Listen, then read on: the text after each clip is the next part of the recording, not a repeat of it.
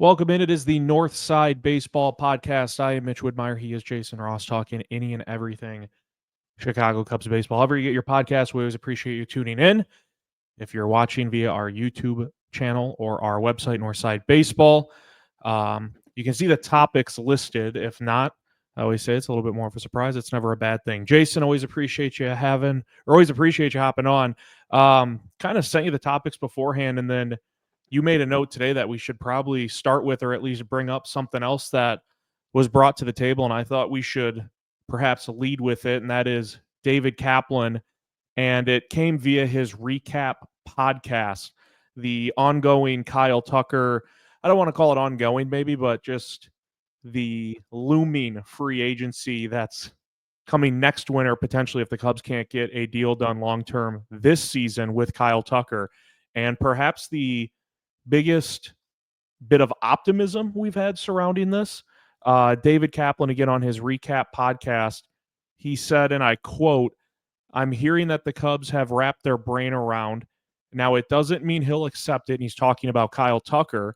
He says they've wrapped their brain around whatever it costs. We're paying it, and they'd want to keep Tucker. Now, his co-host kind of pushed back a little bit on that, and Kaplan almost doubled down. He said again, I think they will go near, he said, that 10-year, $420 million range. He said, I believe wholeheartedly they will get the deal done with him being Tucker, if he wants to be here. I believe they are convinced they got to break the bank for him. What were your thoughts on that? And again, getting something in season done, I think, would help rip the Band-Aid off and be the move that would be the most stress-free. I think maybe for Cubs fans the most, because I don't think anyone wants to see this go to next winter when it could become a bidding war. But what'd you make of Kaplan's comments? Because I think of all the reports we've seen so far, this was the biggest dose of optimism. Not that everything has been pessimistic, but Kaplan sounds very, very, very confident that the Cubs will indeed stretch beyond their normal parameters of comfortability when it comes to perhaps backing up the Brinks truck for Kyle Tucker. I mean, it sounds awesome. That's the kind of stuff that you want to hear from Kaplan, and it's the kind of stuff you want to hear from the Cubs. I've always been fairly optimistic about the feeling that the Cubs would eventually get there, to the point where, he's just such a damn good player, and I think we're seeing that right now. He changes everything when he's up. You kind of always feel like when he's up that you kind of have a chance in that moment. And through the first month of kind of the gauntlet, as we get into the Pirates, and we'll talk about them here in a minute. But Tucker's been awesome. Even when he hasn't been awesome, he's been awesome. I always kind of thought that they would get to a point where you almost can't live without him. Like, you can't imagine a lineup without Kyle Tucker right now.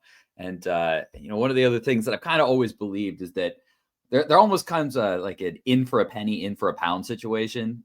If you're going to be in at $375 million, you might as well be in at $450 million, because if you're talking 10 years, it's like the difference between like a Justin Turner and a not Justin Turner. And Justin Turner, it's good to have a platoon guy on the team, but the Cubs aren't even starting Justin Turner tonight against the lefty. Talk about the lineup there for a quick second. So, I would love to have Justin Turners, but you kind of have to trust yourself to be able to develop platoon players and relievers. $8 million a year. I mean, the difference between like $75 million over 10 years is the difference between Ryan Presley and not. And would I like to have a Ryan Presley? Sure. Do you have to trust yourself to develop a pretty decent reliever once every 6 years? Yeah, I think you can do that, especially if the Cubs really believe in their pitching infrastructure. And I think if you ask the Cubs, they believe in their pitching infrastructure right now. So if you believe in those things and you believe you can develop a Justin Turner or a Ryan Presley, then go to 450 at that point. It's not the difference there is losing that kind of a player, but if you can develop that kind of a player, you still have both of them. And if the difference between having a top 5 or 7 position player or not is a Justin Turner or Ryan Presley, I think you got to live with that. That's just kind of the kind of the compromise that you have to make. So I love to hear Kaplan being confident about it. We'll see. I've always felt optimistic that I thought that the Cubs would get there. You listen to Jed's words, you look at the player that Tucker is. Kyle Tucker could get us to the playoffs. And if they're getting playoff money, that could be $5, $7, $10 million extra in the pocket. And, if Tucker's a major kind of catalyst in that, if he's making $45 million a year, well, maybe you kind of prorate that off with the playoffs a little bit, and it's really more like $38 million a year, and it's not as bad as it kind of feels like it. So I love the optimism. I'm really hoping it gets done. I've been cautiously optimistic with it. I think probably one of the more optimistic people out there on it. I hope that I'm right because I love watching them. But it was awesome to hear. It was awesome to hear that today. I don't know what your thoughts on it. If you're feeling a little bit more optimistic about it yourself after it. Yeah, echoing basically all the thoughts you said. And when you mentioned things that Jed has said so far during the season, even, I think the main one you're pointing out is he has said at least once, I think it was twice, he said, this is the kind of guy you want to build a lineup around. Like, Jed hasn't shied away from his praise of Kyle Tucker and really his desire, I'm sure, to keep Kyle Tucker with the Cubs for the long run. Ultimately, a lot of that could be decided with Tom Ricketts, though, and how much flexibility he's willing to give Jed Hoyer and the rest of the Brain Trust to go out and keep Kyle Tucker in Chicago.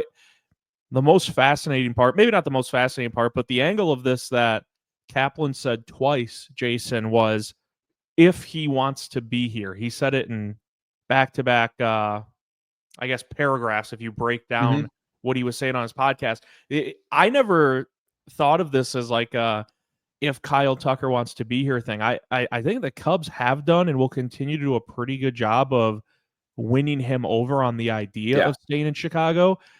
My main hesitancy, and I don't know if you share this thought, my main hesitancy has always been, will the Cubs pony up the money? That's my thought has never been, man, if the Cubs get in a bidding war, what if they offer the most money, but Kyle Tucker doesn't like Chicago and wants to go somewhere else? Like, all indicators so far, at least, would be that he enjoys being in Chicago. He likes being a part of the Chicago Cubs. So I've never had hesitancy on, that on that shifting. My thought has always been, will the Cubs ultimately, again, stretch outside their comfortability and give him a contract that is within the framework of what he deserves in today's Major League Baseball. So Cap saying on 2 occasions, if he wants to be here, I never even really considered that. I always viewed it as, will the Cubs offer the most money or in the ballpark enough compared to what ABC might offer?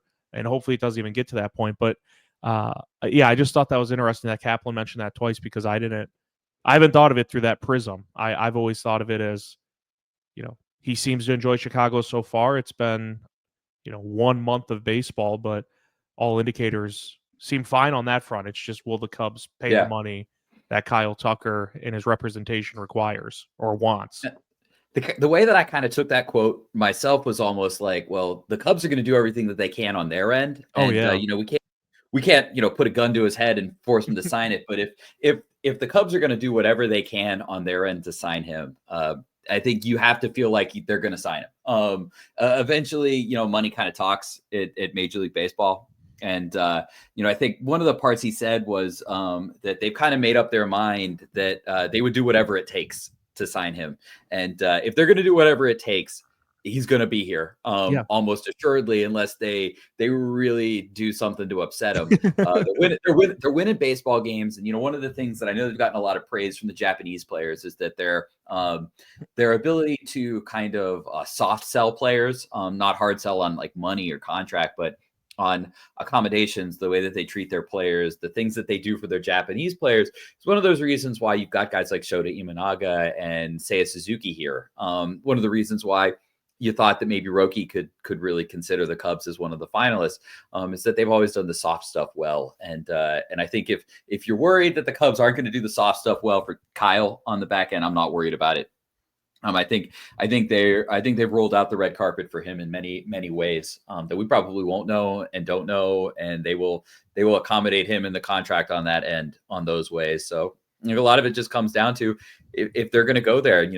I know Kaplan had put out 420. It might be a little bit more than that, but again, if you're in for a penny, in for a pound, if you're going to be at 420, you might as well be there at 450, 475. Kind of just go for it at that point.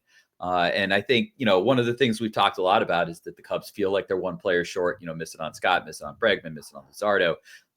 The one benefit, and I had mentioned it once before, that it may end up playing into it, is that they can actually extend him in 2025. And that's a new way that you can add money to it. So no other team can give him money this year.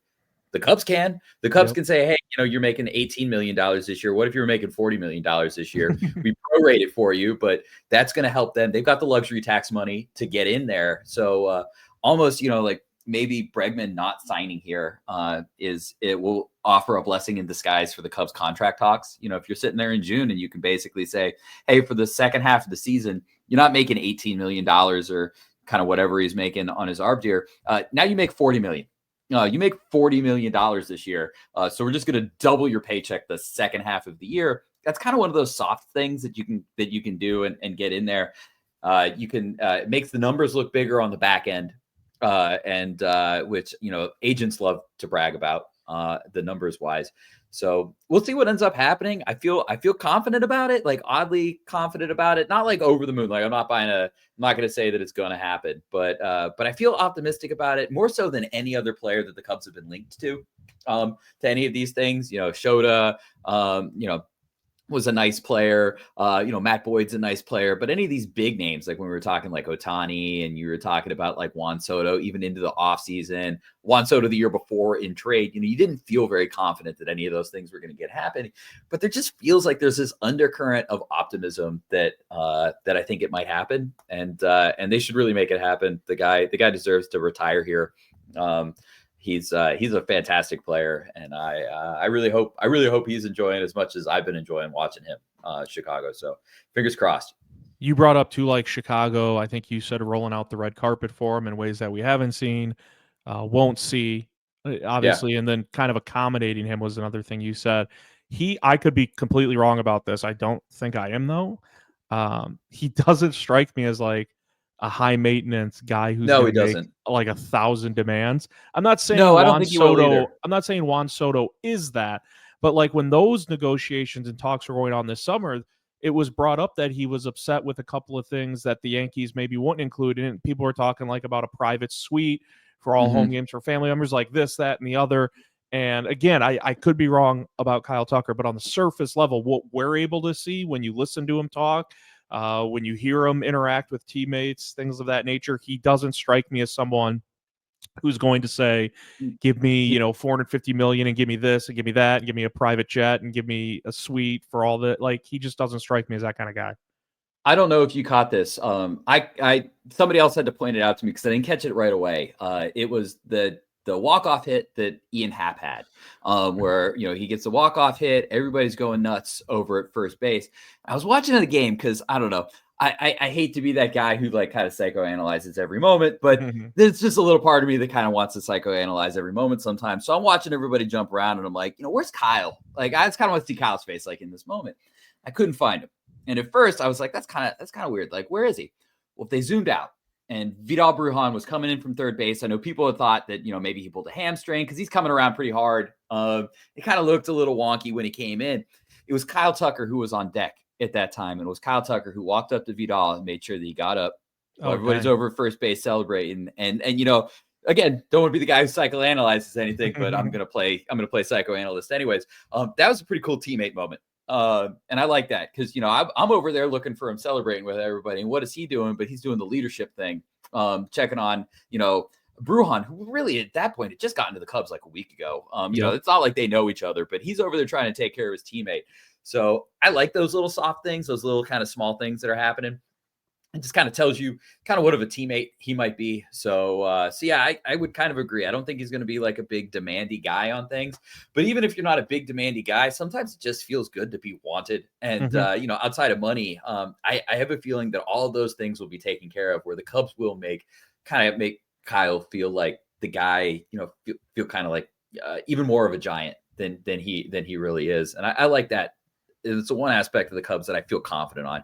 Whether or not the money's going to be there, whether or not Tom is going to open the checkbooks, whether or not Jed has the stomach to go 11 years on Kyle Tucker, those are all things that I'm not super confident on. But the one thing I've always felt confident is that when the Cubs sit down with the player, I think they do all the soft things correctly. We don't hear a lot of players maybe bashing the organization in that way. We've heard maybe Matt Chapman say that he didn't like the 1 year kind of structure that the Cubs were doing. Wilson Contreras was excited about going to the Cardinals and playing a new team, but I don't hear a lot of people complaining about how the Cubs have been taking care of players on like a day-to-day basis. And we've heard the Japanese players have had kind of good experiences in that. So I do at least feel confident that the Cubs will take care of Tucker in that way. So hearing that they will do whatever they need to do to keep him there, it definitely fills me with some hope and maybe some undercurrent of an optimism that I wouldn't expect it imminently, but I think it was like around June when Mookie Betts signed with the Dodgers, and maybe June-ish could be like a good time for Kyle Tucker to sign on for the Cubs. Maybe. Yeah, I agree. We shall see. Time will tell. Want to turn the page, look at this week's slate. Usually we don't start the show with this. We did lead with Kyle Tucker, but this was supposed to be the first bullet point. But there's a couple of first this week for the Chicago Cubs, Jason, that I'm sure you're well aware of. It's the first time, and again, this is late April, getting ready to turn the page to May. This is the first time the Cubs will face an NL Central foe this year, and they get it in back-to-back series, seeing Pittsburgh and then Milwaukee. So I'd have to go back and look, but I feel like I've seen a lot of division teams already play each other across baseball. This will be the first time the Cubs face off against someone in the NL Central. This will also be tonight's game. We are recording Tuesday for a Wednesday publish. This will be the first time this year the Cubs face a team under 500 at the time of playing them. They are the only team in Major League Baseball who has played a whopping 0 games against a team that when they play them are under 500, which again, when you go and look at the standings and the Cubs are sitting atop the NL Central and the record is what it is, it gives all of us more of an appreciation for what this team, at least me, I won't speak for everyone, but it gives me more of an appreciation for what this team has done already in April, given the gauntlet of the schedule to start the season. Again, the first time this year that they will face an opponent that at the time they face them is under 500. They're the only team left in baseball who hasn't faced a team under 500. So that's kind of crazy. With the Milwaukee series to follow, and I think the fun thing about, whether it's being a writer, podcast host, like what we're doing with this podcast, instead of a player, is we can kind of peek ahead. It's okay for us to look ahead, Jason. Mm-hmm. And when I see that Brewers series that follows the Pirates one, I'm wondering if you think it can be some sort of tone setter, because like the Cubs are in first place right now in the NL Central, but this has, Milwaukee's kind of been the cream of the crop for a couple of years, and they've done it with, not a bloated roster in terms of, financial responsibilities. They aren't bringing in one superstar after another superstar on big free agent deals. I'm curious a month in if a series can be a tone setter, because I know it's just 3 games in May, but if you go and you take 2 out of 3 from Milwaukee, or, God forbid you sweep the Brewers somehow, which isn't out of the realm of possibilities with how the Cubs have been playing before this most recent Phillies series, to me, it could announce like confidence with the Cubs and them saying like, yeah, this year, this is going to be our division to lose. Like this is a statement series. I don't know if they'll view it that way. As a fan, I would feel pretty dang good if they took 2 out of 3 compared to losing 2 out of 3, recognizing it's just a 3-game set early on in the year, but it is the team that really is being like, the Cubs are in first place right now, but everyone's hunting the Brewers for what they've done the last couple of years in the NL Central. And then a couple other notes I added. I kind of like this. I know some people might want the easy way out, but you do see Paul Skeens on Thursday, which should be exciting. And you get fastball Freddie scheduled to pitch Sunday, Freddie Peralta, for the Brewers against the Cubs on Sunday. So what are your thoughts about this week's slate? And do you believe in the idea that this series against the Brewers early on in the year could be, I'm not saying it's like some pivotal must-have series, but to me, I view it as a tone setter. It's kind of like what could tell the tale of the tape going forward for the Cubs. Give them some juju, some moxie, a little jolt going forward if they're able to win that series against Milwaukee and kind of announce that they're here to stay for this season. Yeah, I hadn't thought of it that way, but as you were talking, the more I thought about it, and maybe this is just from a fan standpoint, but it could be a tone setter. You figure The Cubs, especially the Brewers, have kind of made the Cubs their kind of chief rival over the Yep. last little bit. They kind of needed a team like that. And that's no shade against the Brewers. They switched leagues. They've kind of been in a weird place where they really haven't had like a real like geographical rival for a long time. They've got the Twins who are up in Minnesota who they used to play, but the AL NL interleague every once in a while, but they kind of really zeroed in on the Cubs as like, this is the team that like matters to us.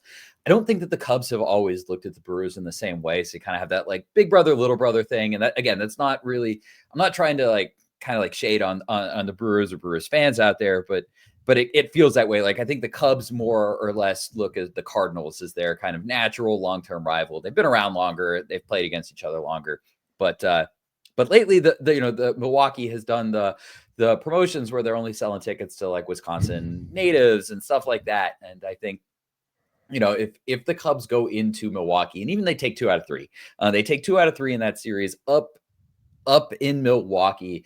I do think that kind of maybe re-announces a little bit that we're the team in the Central. You're chasing us, and they can kind of reshift that narrative. Whether or not the players probably aren't looking at it that way. But I think maybe from fans we are.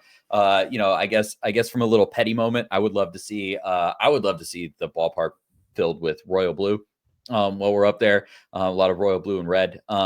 So I'd love to see that from a fan standpoint.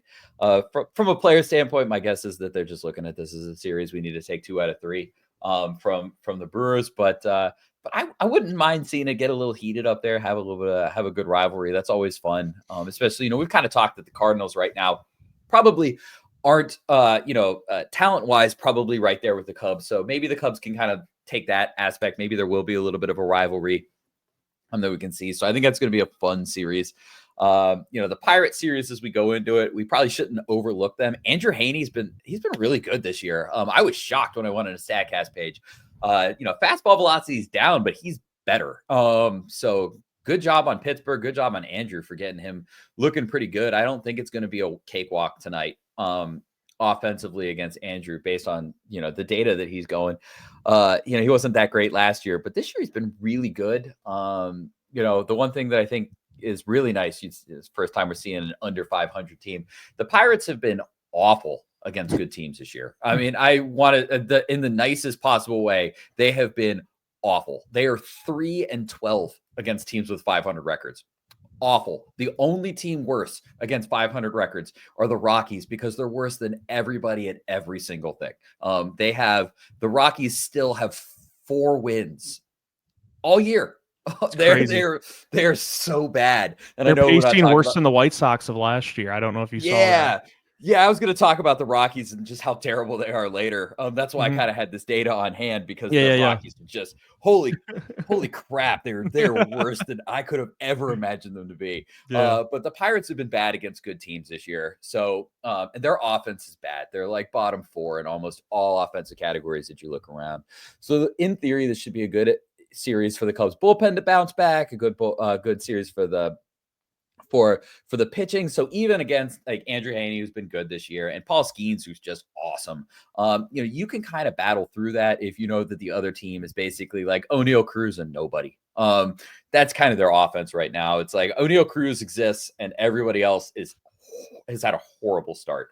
And they just haven't been playing good teams well. So I think, when you look at the Pirates, you kind of feel like, there's no must wins. And if the Cubs lose 2 out of 3 against the Pirates, it's not a referendum on the season. But it's also kind of one of those series where you kind of circle it. You go like, I think we should probably take 2 out of 3 right there. And then you go into the Brewers, and the Brewers, they're under 500 right now, but I was looking at their record. They've got a positive pi tag. They should be better than what they are. They should be a 16-15 team based on pi tag, or a 16 win team based on pi tag, and they're not. They're 2 losses short of that. So I think that'll be a good series. Freddie Peralta's had an awesome season. You mentioned him real quick. Electric, I was like, man. Yeah, he really is. I pulled up his StatCast page just real quick, and I mean, it is like across the board. He is crushing it this year at career levels. I mean, he's been good in the past, but this year he has just taken it to a new level. He's been really, really good this year. Yeah, one thing that's always plagued him too is like he racks up the pitch count pretty early. He like flirts around the strike zone, and hitters getting favorable counts this year. I mean, yeah, I was looking at the same thing you were. That's why I referenced him. Like Paul Skeens is the easy one to bring up with Pittsburgh, but when I was looking through the Brewers, I was like, Freddie Peralta's having a hell of a start.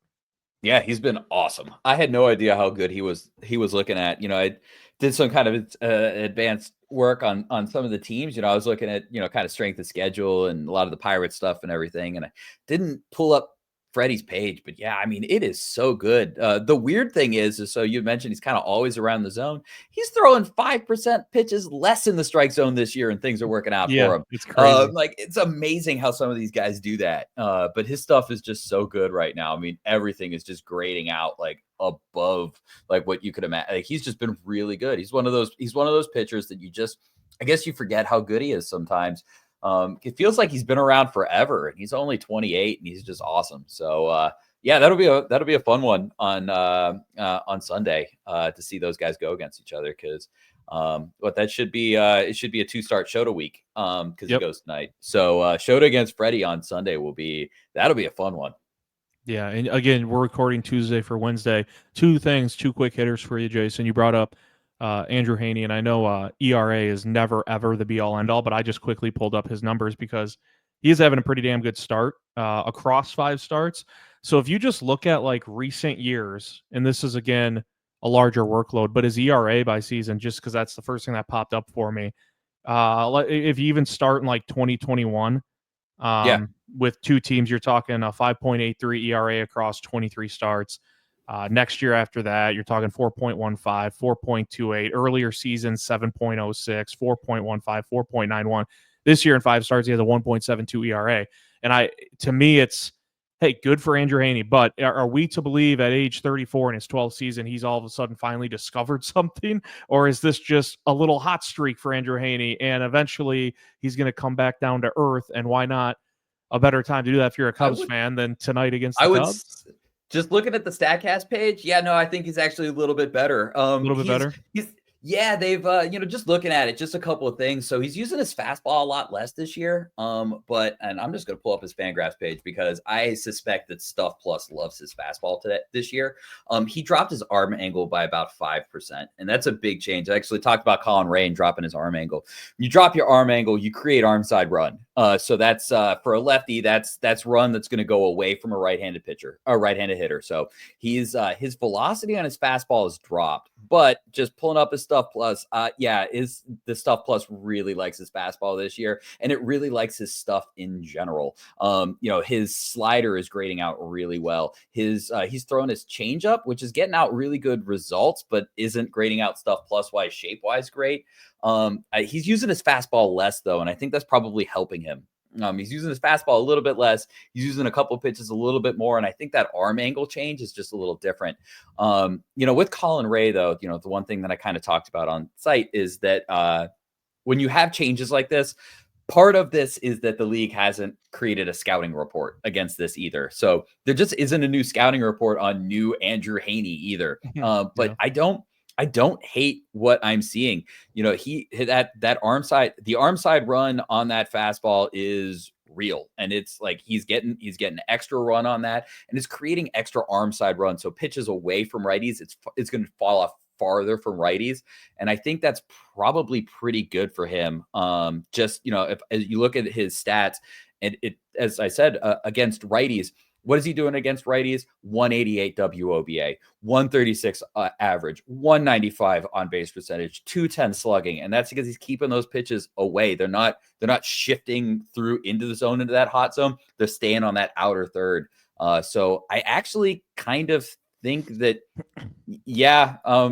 Andrew, you can teach a new dog old tricks with weird things like changing arm angles and working on that kind of stuff. Kind of the reason why I think I probably undersold Colin Ray a little bit. We've talked about him, and I think I undersold kind of some of those changes I wrote about on the website, that they've done more Shota Imanaga to him. He's almost like they've kind of turned him into a right-handed Shota Imanaga in many ways. A poor man Shota Imanaga, he's not Shota. But by dropping that arm angle 5 degrees, it really creates extra deception. It creates extra arm side run. And I would actually, if you're watching for that tonight, if I'm a right-handed hitter against Andrew Haney, it's kind of weird. He's really doing good against righties. You almost expect this probably be a good night for Kyle Tucker against Andrew Haney, and maybe a little bit worse of a night for some of our right-handed hitters. So maybe if you end up watching the game, think about, because you'll be listening to it tomorrow. But as I watch it, that's actually something I'm going to take into effect, is kind of where he's throwing those pitches and what he's doing against righties, because he has been crunching righties this year. Last thing I wanted to throw your way, we have very seldom, I'm trying to think of any, noticeable ones, but we have just not seen Craig Counsell tinker with the lineup card too much this year. And why would he, with how the offenses look? Tuesday's game, tonight's game, Dansby Swanson down in the 8th spot. Clearly the Cubs have noticed some of the struggles we've talked about, some of the advanced numbers not being, as drastically bad as it seems, but a guy that I think last week I said you can tell he's pressing at the plate. You can just see he's wearing it. Like, you can see it on his face that he's pressing. What do you make of the move to move Dansby down to 8 in the lineup? Yeah, they moved him down to 8 in the lineup. I think that's probably going to be pretty good for him. Just to kind of get his kind of head straight, especially against, one of the things that, somebody mentioned online, I'd seen it on Blue Sky. I think it might have been Brett from BN, or maybe it was one of the other Brad, one of the other really good Cubs follows out there, had mentioned that it was kind of odd that they brought him down against a lefty, and he tends to crush lefties. But after looking at the Andrew Haney page, it's probably good for him. The righties are really struggling against Andrew this year. But yeah, I think that's probably big. The biggest takeaway that I took from the lineup is not even him going down, but that they're playing against a lefty. And I guess maybe looking at Andrew Haney splits a little bit more, maybe it's more of like kind of a lefty righty, kind of want to go Busch lefty on it. But Justin Turner's not in the lineup. And Turner and Busch have basically been on a pretty strict platoon all year. And Turner is not playing tonight. And I think, there's probably a little bit of, I think that's correct at this point. One, just looking at Andrew Haney stuff and what he's doing right now, but also Turner just has not, he hasn't really shown much this year. And I don't think he's necessarily cooked yet, but it's kind of going that direction a little bit with him. I'm rooting for the guy. I want him to do well, but he just, right now, it just doesn't look like he's capable of anything other than like a good at bat, where he kind of fouls off some pitches and goes 8-9 pitches, and maybe he gets a walk, or maybe he throws a single up the middle, but he just doesn't feel like he can do much more than that right now. You're kind of hoping that it's mechanical. You're kind of hoping that it's just, kind of limited playing time, and, kind of the gauntlet of pitching that they've gone through, and it all just kind of work its way out, because he was pretty good last year, but he's also 40. And the amount of 40-year-olds who succeed at Major League Baseball are pretty limited. So I think that's kind of the biggest takeaway that I'll say a little bit now, after looking at Andrew Haney just a little deeper with talking to you, that maybe it's a Busch thing and it's just going the lefty against Andrew Haney. But at the same time, I'm not entirely convinced of that either. So I guess we'll have to see, but it's good to see a couple of lineup tweaks. I think the lineup's been great so far, but I also don't mind, kind of messing around with a little bit. And heck, who would have ever thought that Carson Kelly would be fourth? And that wouldn't be what we're talking about. We're talking about Dansby Swanson. We're talking about Justin Turner, and nobody's talking about the fact that Carson Kelly is hitting cleanup today, and we're all like, oh yeah, that totally checks out. That makes perfect sense. Moving on, let's talk about why Justin Turner's not in the lineup tonight. Yeah, imagine me telling you April 1st there will be a game. April 29th, Carson Kelly's your cleanup hitter. And it's not like injury related, and everything's going good. It's like a good thing. Yeah, it is the Northside Baseball Podcast. He is Jason Ross. I am Mitch Woodmeyer. Always appreciate anyone who tunes in. Minor league report. This is kind of where I just let you run wild with it. Last week, I wanted to highlight a couple of names. You did that brilliantly before bringing up others. I know the name everyone wants to hear again is Cade Horton. Still dominating since we last talked to Jason. He's made another start. 4 2/3, 2 hits, no runs, 1 walk, 5 punchies. In 17 innings this year, he has a 1.06 ERA and a whip of 1.06. Opponent's batting average 130. Cade Horton continuing his dominance in the minor leagues. Who else is kind of standing out to you? Again, this is kind of where I let you I thought that was Cade. Just to piggyback on Cade there, I thought that was his best start of the year. He was great. Okay. I know we're going to look at the innings. They're going to say, I didn't even go 5. He went 76 pitches. He had 11 whiffs in the game. His fastball tapped out at just under 99 miles an hour. He threw the curveball 10 times. That is brand new. That is a major thing to pay attention to him. His third pitch has always been, maybe he'll figure out the changeup. Maybe he'll figure out the curveball. The RPMs are really good on both of those pitches, but he just doesn't use them. He threw it 10 times. He got 6 swings, 4 of them were whiffs. That's awesome. That is exactly what you want to see. The RPM on that pitch sat exactly about what Dylan Cease does on his RPMs. You know, I don't have necessarily the horizontal and vertical movement stuff on there. StatCast doesn't make that super available for AAA guys and everything. So it becomes just a little bit more difficult to play around that game. But just some Cade stuff because I would talk Cade Horton all day long.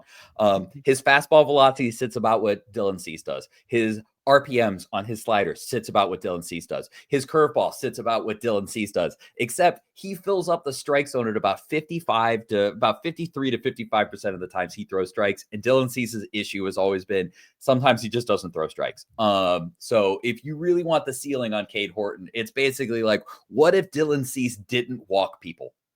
Which that's the upside. That's your best case scenario. I don't think we're too far away from seeing Cade Horton. I really don't.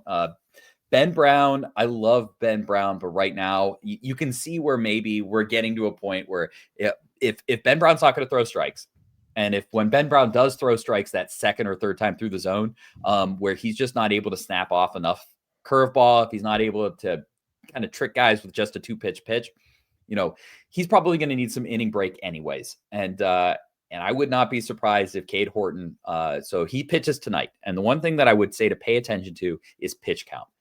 Pitch count before this was 71. Last game, 76. They pulled him at 76 pitches. I expect that we're going to see it with an 8 in the front tonight. He's been going about 5 extra pitches each game.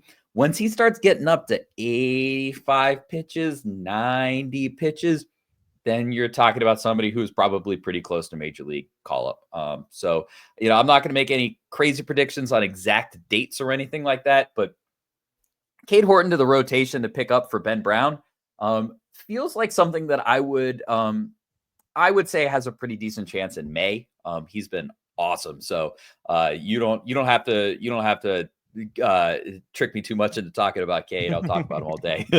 Big fan. Couple other guys that I just kind of wanted to highlight, you know, big names. Mo Ballesteros is just video game numbers. He hit 500 last week. He's walking more than he's striking out. Everything he is doing is awesome. He is such a fun prospect. And the weird thing is that the Cubs have nowhere to put him. And that's probably a good thing. You know, they're getting great production at first base, at DH, at corner outfield. I say corner outfield not because Ballesteros can play corner outfield, but because Suzuki could switch to one of those positions and then he could DH. They're getting great production at catcher. We just talked about Carson Kelly hitting cleanup and nobody cares. So Ballesteros is still, you know, kind of on the wait and see path on when we can get some timing. It's probably good for him at catcher. You know, there was some discourse today on the site about, you know, maybe where we comp him. You know, I saw some like Mark Grace and somebody had mentioned, you know, Michael Barrett or something like that. And I don't want to get people too crazy, but I see Freddie Freeman. And I don't see Freddie Freeman like today, Freddie Freeman. Like, we're not talking like 38 home run Freddie Freeman. I'm talking like first 4-year Freddie Freeman. When Freddie Freeman, his first 4 years, he did not top 23 home runs in any of those seasons. He did about 18 of them twice. That feels like Ballesteros territory. And you know, when we look at early career, you know, Freeman, and I don't want to talk about defense or anything like that, because scouting defense at the minor league level, especially if you're not at the game the entire time, it's nearly impossible. The camera angles suck to begin with. And if you think that you can see like what these guys are doing pre-play and all their footwork and everything, it's impossible. So I'm not going to play any defensive scouting game. I can't do that. I can't scout a hitter all day long. You know, that's pretty easy. And, you know, when we look at his data, you know, we go to his data, he's not going to ever be an EV monster. That's, you know, exit velocity. But Freddie Freeman for much of his career wasn't an exit velocity monster. He was just a really damn good hitter. And if you can just be a really damn good hitter, you can hit 18 home runs and you can still be viable at first base and second base. I don't think Ballesteros at 18 home runs is going to be 50% better than league average, but could he be 25% better than league average? Yeah, I think so. And I think one of the skills, and why I go back to Freddie, and this is I don't think he's going to be Freddie Freeman, but why I go back to Freddie Freeman is because one of the big skills that Freddie Freeman has always had is that a left-handed hitter, he hits lefties. And that is such an underrated skill that we don't really talk about with left-handed hitters. So many lefties, and the trend is going down. Lefties don't hit lefties. It's what makes Kyle Tucker kind of special, is that Kyle Tucker hits lefties and he's left-handed, whereas a lot of like good left-handed hitters do not. They do not hit lefties at all, but we see that Ballesteros does in the minors. So when I see him, I see a lot of Freeman. I don't mean that he is Freeman and he's not going to the Hall of Fame. I'm not telling him that he's on that path, but he's a lefty who makes a lot of contact. He walks as much as he strikes out. He can hit left-handed pitching, and he's not going to be a home run monster, but he's also not a weakling. He's not Luis Arias. He's not Nico Horner. He's not going to hit 0 home runs throughout the season.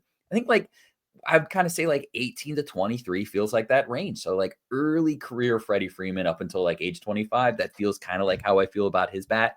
But he's been great. Go a little bit deeper on a couple of guys I like. One is Jackson Wiggins, and I don't think Jackson Wiggins is being talked about enough. Jackson Wiggins is a name you should know. He has had a great start to the season. He is striking out 1 out of every 3 hitters he is seeing right now at South Bend. He is throwing 96, 97 miles an hour on the fastball.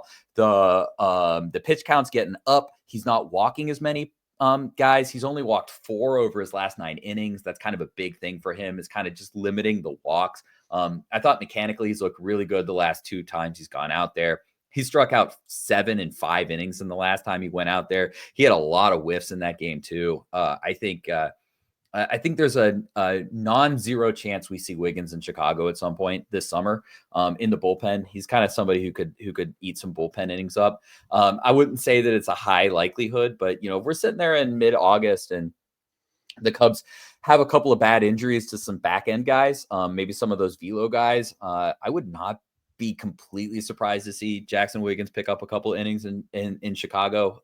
But he's probably the next big starting pitcher. I will always give my Ivan Brettauer kind of update of the week. I'm a Brettauer fan, club number 1. He hit a monster shot over the last week. Somebody came inside on him and he hit it hard. Again, no StatCast availability on these kinds of things for high A players, but he's continuing to walk more than he strikes out. That's a big thing for him. The power is when he gets a hold of one, it's there, and he's athletic. He's stolen bases. He's 6'6", 250 pounds, who can steal bases. That's just I think a lot of that is kind of maybe, I wouldn't expect he's not going to steal 20 bases in the major leagues. But there's some real athleticism there. He's not just a hulker. So that's some good stuff that's been going down in the system. A couple guys that I've been enjoying. If you want a couple of kind of like bummers, if you're a James Triantos fan, Triantos has a leg injury. He has not had a good start to the season. He's been out since April 17th. And he has I haven't checked the lineups tonight, but he hasn't played for a little bit. So that's kind of a little bit of a bummer if you're a big Triantos guy. Jefferson Rojas, he's another name that if you're familiar with Cubs top 10 list, you've probably seen. Young shortstop in South Bend. He missed most of the offseason, or most of the lead up after the offseason, and with a hamstring injury. He's back. He's not been hitting well. I kind of give him a little bit of a pass, missing spring training. This is kind of his spring training. He's going through it. So give him a pass there. Christian Hernandez, that's a name who the Cubs signed, it feels like forever ago. And he's 21 now. He had his first kind of experience in the minors wasn't all that great. He's been hitting much better this year. Much better. Last week wasn't a great week for him. He did hit a monster home run, second of the year, but for the rest of the week wasn't great. More walks than strikeouts, so we can still look at approach and say, he's somebody who I think is a good player. He's a really good player who maybe didn't have a great week, but keep that name kind of back of your head as well. And then And I talked a little bit about Christian Franklin, and because Christian Franklin, I guess, heard the pod and wanted to ruin my credibility, he went 0 for the entire week. So kind of a bummer week from Christian. But don't write him off yet. I still think he's kind of a nice second tier prospect that probably hasn't gotten enough love from a lot of fans and prospect and industry guys. And I wouldn't be surprised to see him up in Chicago at some point this year. So 0 for week aside, I think he's somebody to keep just kind of in your back pocket, maybe a name to keep note of. But weird thing about the system this year is that the team's records suck, but the Cubs' good players are good. And if you're gonna give me one option or the other, I'll take the Cubs' records in the minor leagues not being good, but the Cubs players that you really care about being good. So that's kind of always where I feel on that. If you go check in on especially South Bend, the biggest enigma for me, because you go and you look at the South Bend roster and there's a lot of really interesting names on there. Man, they lose every game. It feels like I do my hot or not report every week, and I follow a lot of the games, but I'm not checking off the wins and losses, and I'll be like, oh, okay, they finished up their week against Pensacola. I'm kind of writing it down. It's like, oh yeah, what was their record against Pensacola? And you're like, oh, 0-6. They lost them all. They lost every single game. But you come away and you're like, well, Wiggins pitched good 5 innings. Brett Tower had a good week. Christian Hernandez, he's named player of the week for the entire division. Andy Garriola was division player. He hit 4 home runs last week. The week before, they didn't win a single game. The South Bend is just the biggest enigma for me this year. Where you come away and you're like, yeah, there's so many players I enjoy watching. And you look at the final records, you're like, oh my God, they're horrible. They're against a team, they're terrible, but the prospects are good. So I'm feeling pretty good about the system this year. It is the Northside Baseball Podcast. He is Jason Ross. I am Mitch Widmeyer. I always enjoy that part because I know you're following to a T what's going on with a lot of these top prospects, and not even the top prospects, really just a ton of them for the Chicago Cubs. Want to shift focus back to the Major League squad and one Michael Busch. When we talk about players in this lineup so far this year, Jason, like PCA has been on a heater for a little bit of time now. The arrival of Kyle Tucker. You talk about what Miguel Amaya and Carson Kelly have done offensively at the catcher spot. Like there's so many different points of interest. And then if you really take a step back and you look at what Michael Busch has done so far in about a month, you're like, oh, Michael Busch is having a heck of a start. And in 105 plate appearances, he's slashing 286, 381, 549. He's getting in favorable spots in the count more this year, at least so far. Strikeout percentage is down a little bit. He's just spanking the ball around pretty good. I never thought I'd be in a spot where I would genuinely ask the question, like, take the bat out of his hands. Is this a Gold Glove potential guy at first base? Like he's been a vacuum over at first. I guess I wanted to ask you, well, first, what stands out to you about Michael Busch in this pretty just solid? He's on solid standing ground right now offensively. Like he's just had a really good start to the season. And I'm curious, do you think he is just starting the year in one of these grooves, or could he perhaps maybe be better than what a lot of people thought he would be? Like, where do you lean on that debate with Michael Busch? I know it's kind of unfair too, because we're only a month into the season. And we've seen players before that maybe are league average, below league average, well above league, and they'll go on heaters for 3 weeks. Like it's not abnormal to see that to start the year the way Michael Busch has, though. And then again, you look at some of the numbers. It's like, man, is he going to be maybe even a little bit? I think what he's doing right now isn't necessarily sustainable throughout the course of a 162 game season. But my thought, Jason, is he going to be maybe even a little bit better than what I thought he would be offensively?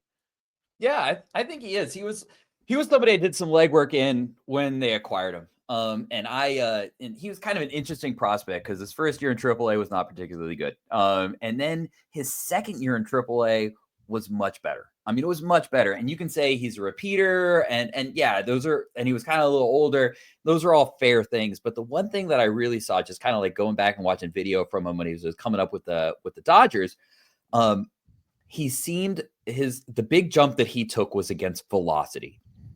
His first year, it was bad against velocity. And then the second year, he was much better against velocity. And I think it came to pitch recognition. He just seemed like he was picking up pitches a little bit better that second time through. And it kind of feels like we're seeing a little bit of the same thing with him. He just feels comfortable. He feels like he's picking up pitches a little bit better. And you can even just kind of see that through some of the data. He's whiffing less. He's actually chasing a little bit more this year. He's not chasing like egregiously amount, but he's whiffing less, and he's hitting that sweet spot a little bit more. The exit velocity is up. He's just feel like he's just getting comfortable at the major league level. And you're right, he's probably not going to sustain this. When we look at his WOBA, it's 405. His expected WOBA is 363. So is that below that? Yeah, that's below that. But if we look at all of the first basemen, I was pulling it up last year. If we look at all the first basemen who had an expected WOBA over that number right now, I'm going to read off their names: Vlad Guerrero, Freddie Freeman. I'm done. That's it. Those are the only two players who had an expected WOBA over that number last year.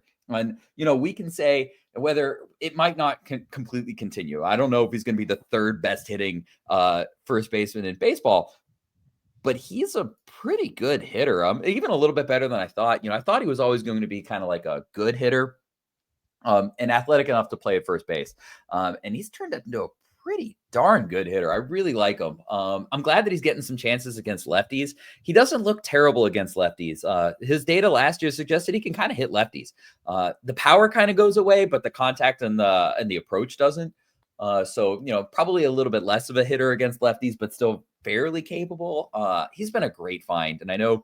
There's been a lot out there about the guys that the Cubs gave up on him. Baseball Prospectus really likes Zahir Hope. They ranked him, I think, like 25th or 22nd or something like that. Top well in the top 25 preseason, ahead of Matt Shaw, which I thought was a little ridiculous. And we'll talk more Shaw later. He's only in high A, and he's a good prospect. Don't get me wrong, but I mean, Michael Busch is a good player. If we have to give up a lottery ticket and Zahir Hope and Jackson Ferris, who's a pretty good pitcher, minor league pitcher, we give to go those prospects up, but you get a top 5 NL first baseman. That's a great trade every single time. I think he's a very good player, and as of right now, I mean, he's probably tracking to play in the NL, to play in the All-Star game, and we'll see what happens for the next couple of months. But I really like him. He just feels like he's a real steady kind of guy in the lineup. Coming after the Tucker Suzuki thing, you kind of forget about him, and then he laces like a double into the gap, and you're like, oh yeah, I forgot Michael Busch is really good. I really like watching him hit. So he's kind of a fun guy to hit. He's sneaky. He's kind of sneaky. He's sneaky good. And I think you kind of forget about him until you don't. Yeah. Where he bats in the lineup too, like the 4th spot used to be, I think there used to be a lot more emphasis on it maybe than there is in today's game.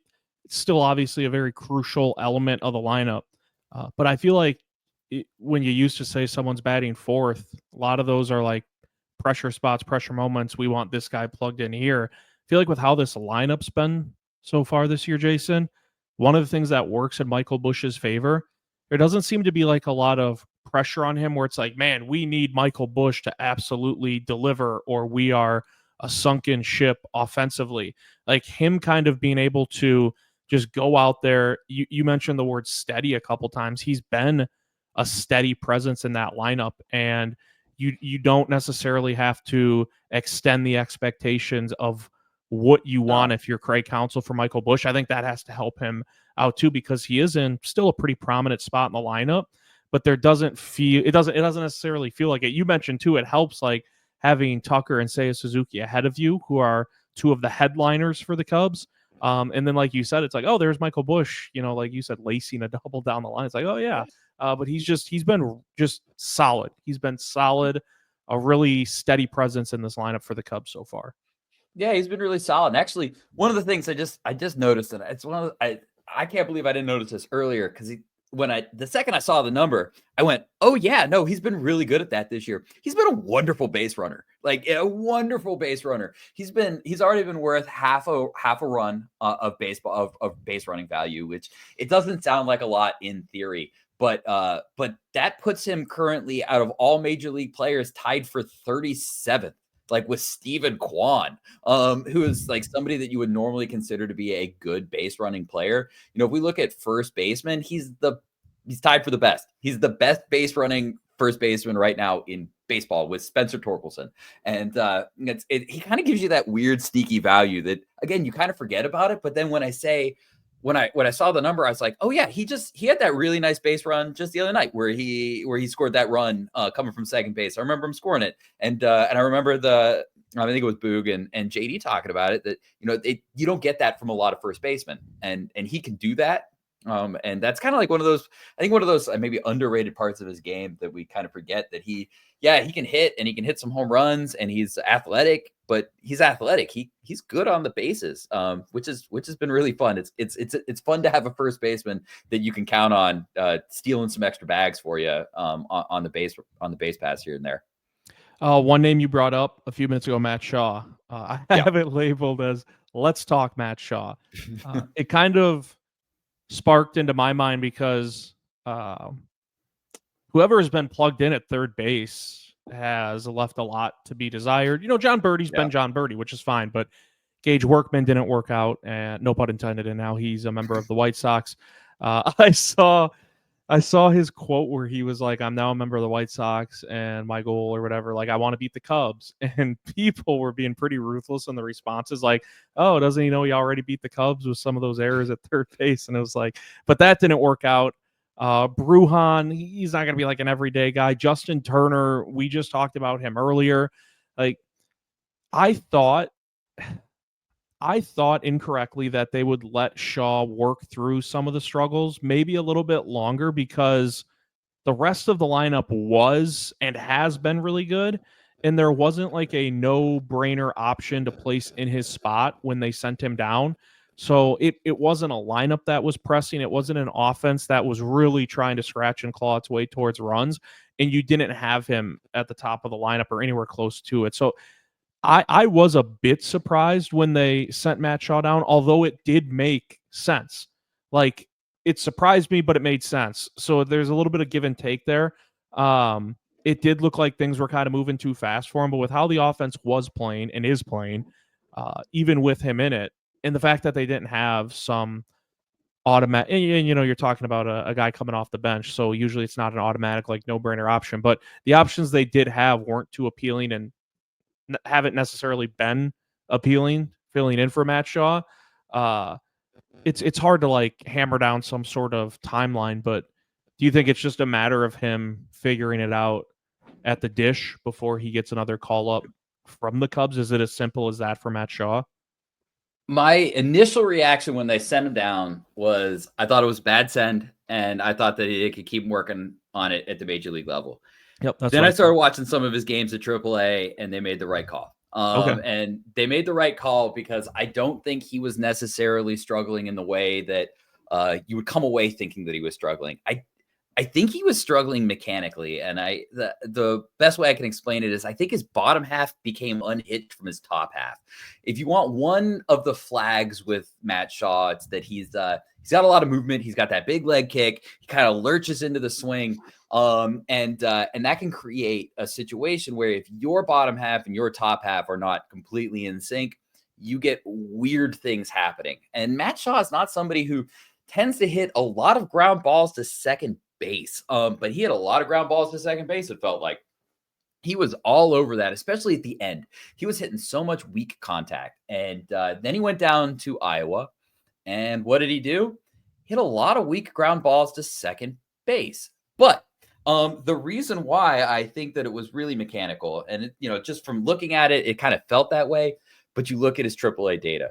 He is refusing to swing at outside of the zone pitches. I mean, so much so that he has I think it was like 25% of the pitches he's swinging outside of the zone. It's like 15% reduction from where it was last year. His K percentage, he struck out one time in 27 plate appearances. just one time in 27 plate appearances. He has upped his in-zone contact by 10%. He has upped his contact in general by 10%. This is all based on where it was last year.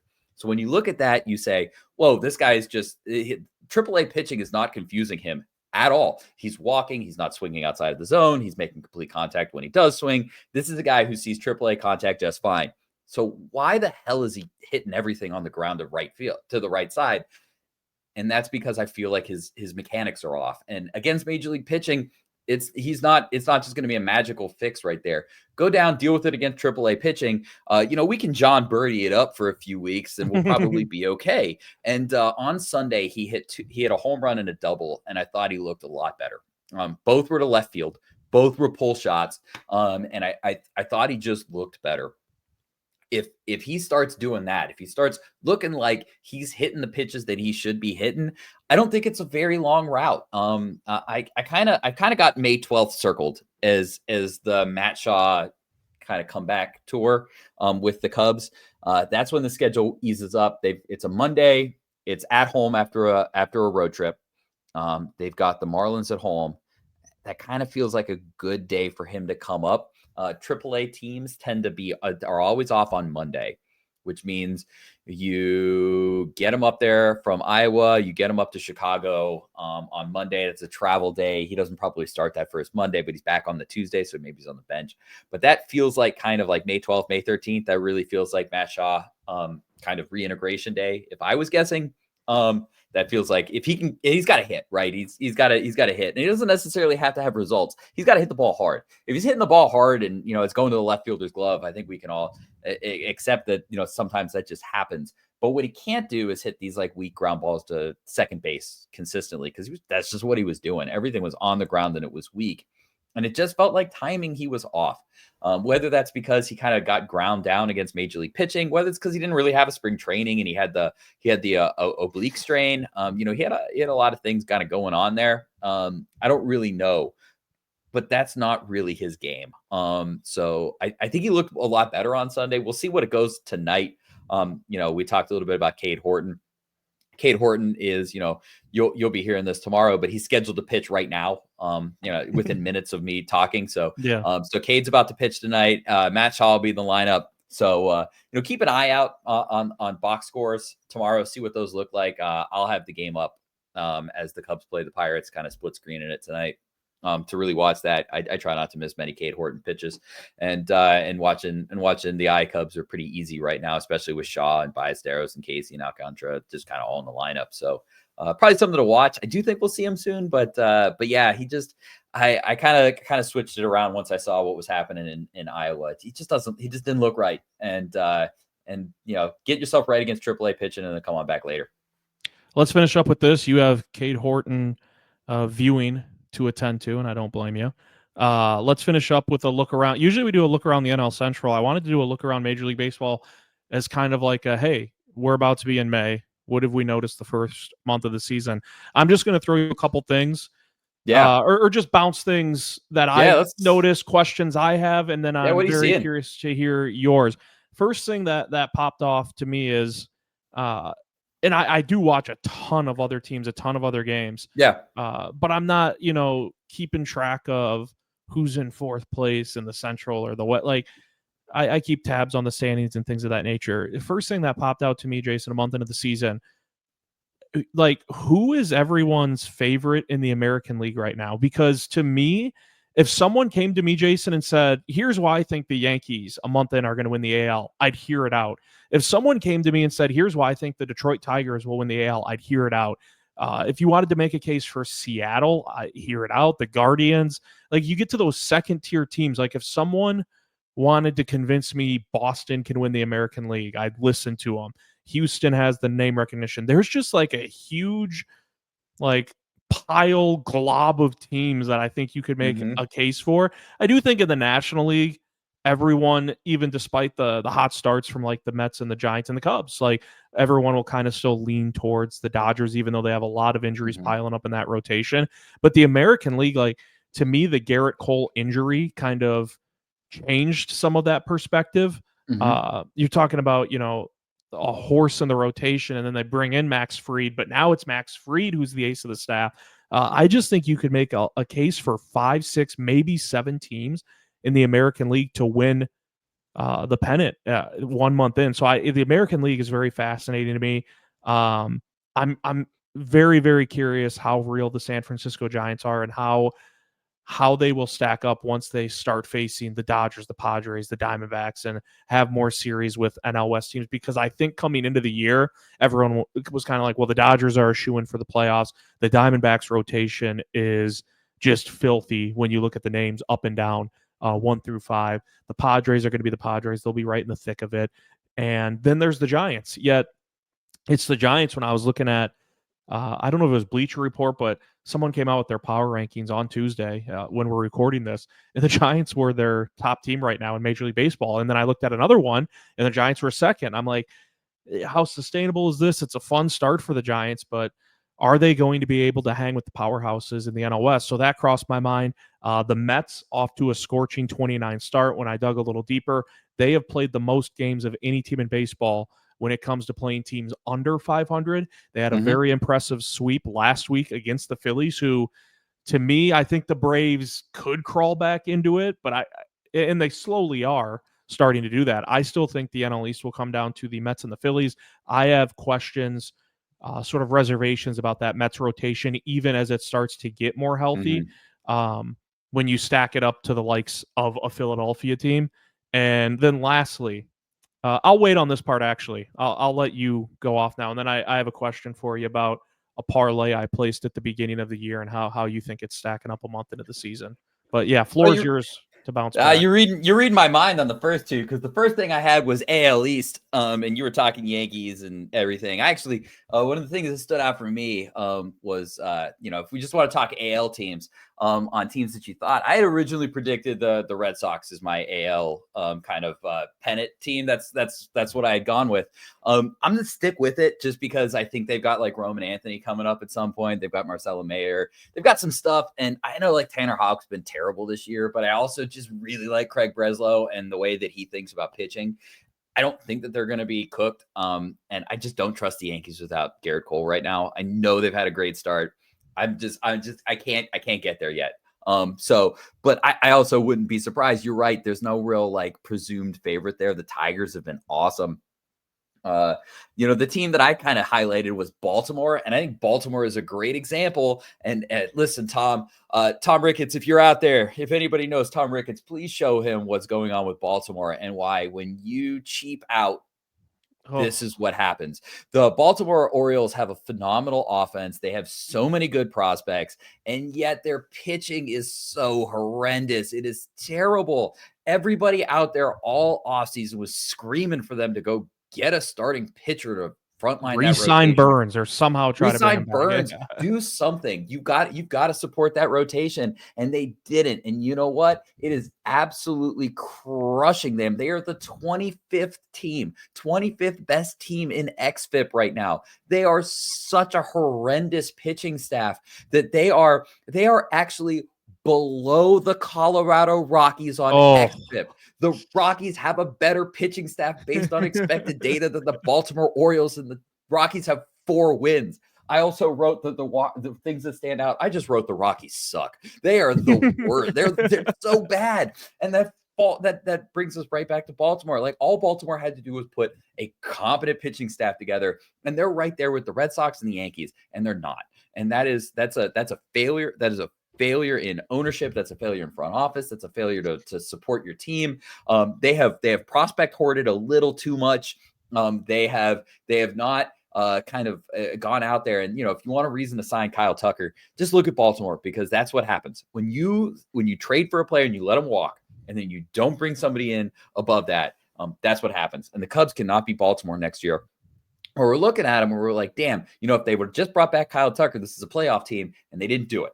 So Tom, Jed, if you're out there, like, look at Baltimore, please look at Baltimore. You had mentioned the Giants as the second thing I wrote on there. Jung-Hoo Lee. Wow, he's really good. I actually did not think he was going to be very good from a lot of the stuff I had read. A lot of soft contact in the Korean League is usually not a good sign for recipe for for doing well. And all he's doing is like a top 10 FWAR. You look at his StatCast page, it looks awesome. His expected WOBA is kind of dipping right now. So, maybe he's probably not that good, but he's still way better than I thought he was. He is a really fun little player.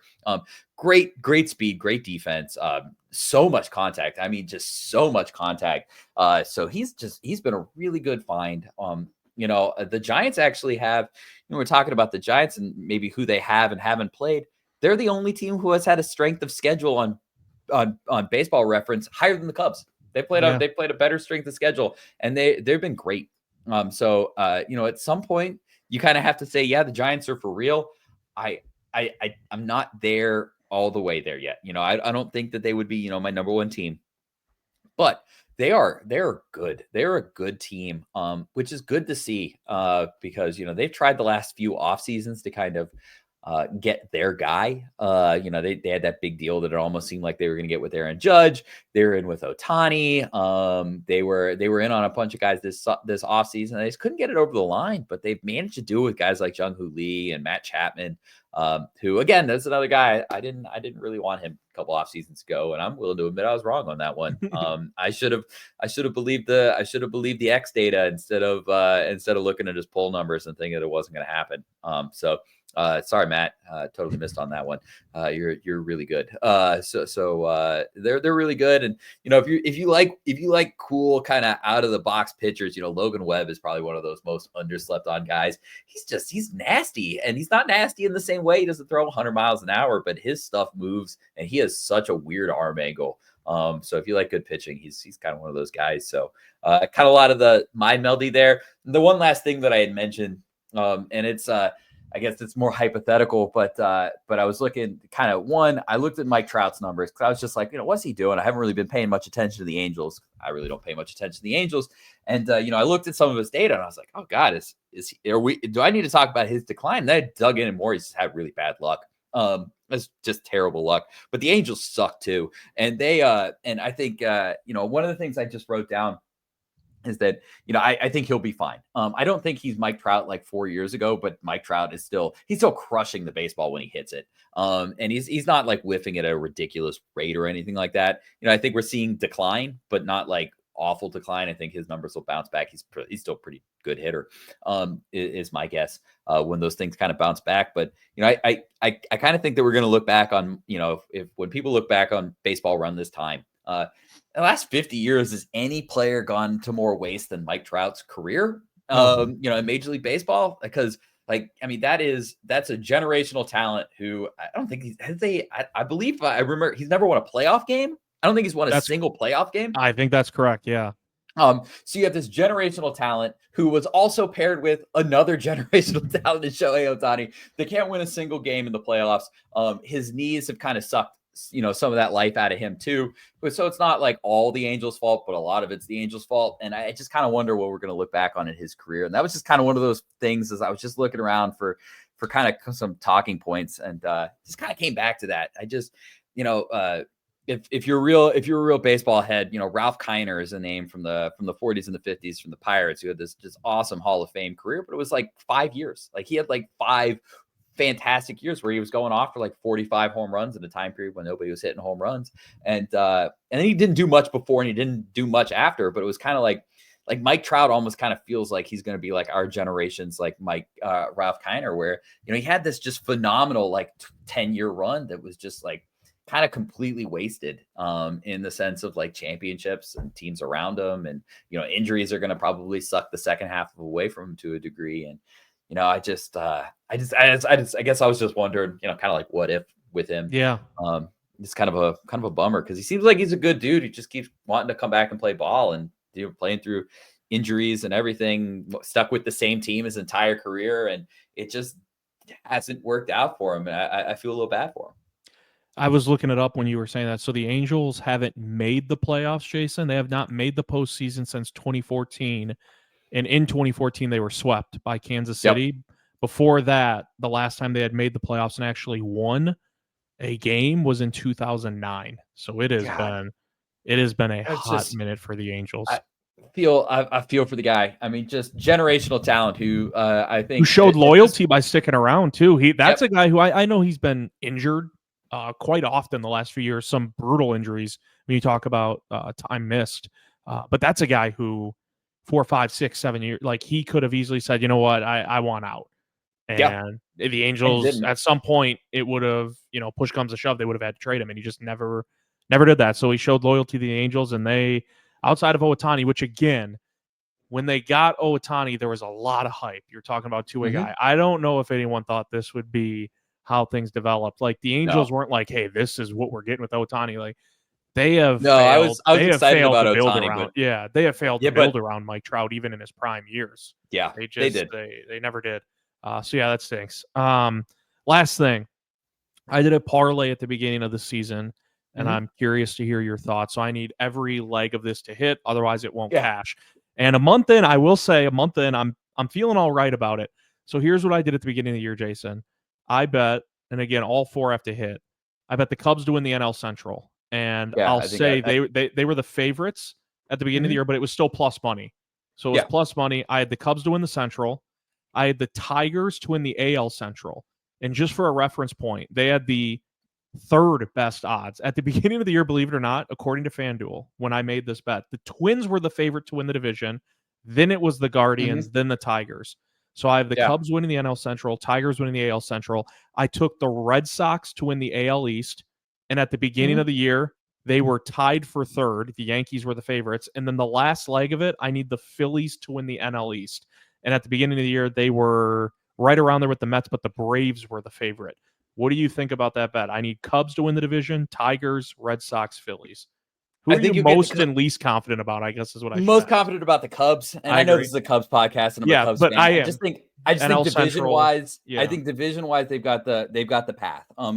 They're fighting the least amount of teams for that thing. I know the Reds right now have a winning record, but their offense is pathetic. Yeah. And I know that it probably can't be that pathetic all year long. And their pitching is very good. The Reds pitching is very good, but eventually it's going to warm up around here. I'm just a little south of Cincinnati in Lexington, Kentucky, repping my LSC gear. But yeah, That I ball's don't going to think that start flying at Great American Ballpark, is what you're yeah, saying. the ball's going to start flying at some point, Yeah. and you can never really trust pitching. I don't think you can trust a pitching for his team in Great American, kind of not in the same way, but like you can trust a pitching for his team in Coors. I just don't think that that's just the way it's going to work. So I think the Cubs probably have the easiest path. The team that I'd be most concerned about is the Phillies. I know they're off, they're kind of off to a weird start, but there's just a lot of those guys who are just not having great seasons right now. Yeah.